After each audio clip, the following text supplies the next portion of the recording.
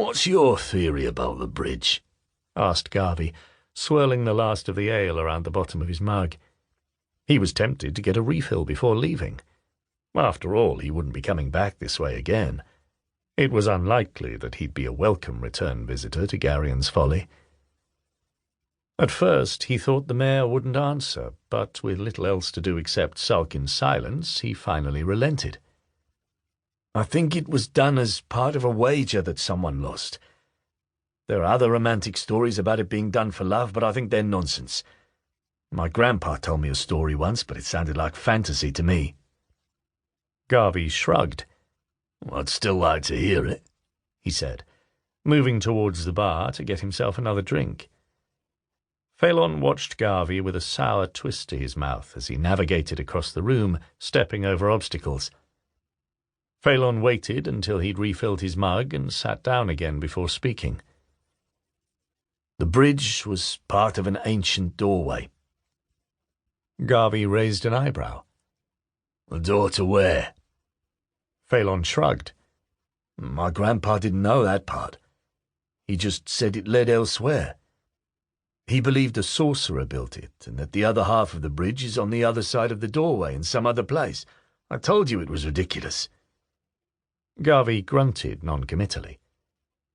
He ran a hand through his beard as he pondered the mayor's words. He'd studied the bridge yesterday, noting the lack of decay and the way animals avoided getting too close. In other parts of the forest he could hear birdsong, but here they'd watched him in silence from the branches of surrounding trees as he'd paced around the ruin. It had more than a few things in common with the Red Tower. Phelan thought his grandfather's story was just idle fantasy, but to Garvey it seemed the most likely explanation. The two questions he kept coming back to were, who had built it, and where did it lead? For all of the Red Tower's accomplishments with magic in the last 2 centuries, Garvey sometimes felt as if he was a child trying to learn how to read and write. The Grey Councils of old, those who had built the tower itself, had known so much more. Some of their secrets had been written down and were locked up inside the tower library, but unraveling even one ancient and forgotten talent could take a lifetime of study. There simply weren't enough mages with sufficient skill. Today there were only a handful of magic users alive who could call themselves sorcerers, and he knew they were poor imitations of the originals.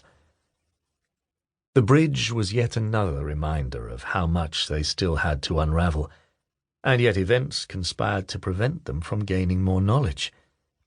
In other circumstances, a mage could spend their entire life in Garion's Folly, studying the bridge and trying to unlock its ancient secrets.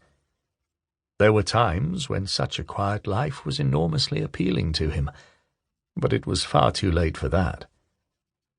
"If only you'd been more welcoming," muttered Garvey, gulping down his ale and savouring the rich smoky taste. "All of this unpleasantness could have been avoided." "You're a wanted murderer. I could not stand idly by." "Yes, you could. You could have said nothing. All I wanted to do was eat a meal in peace, and then I would have left. Was it worth it?" asked Garvey, gesturing at the room around him. "Did you think you were being brave? Or perhaps it was pride?" "You will be punished for your wicked deeds," said Phelan with the confidence of a true believer. "By whom?" asked Garvey, folding his arms and sitting back on his chair. "The gods, the Maker or the Holy Mother will strike you down."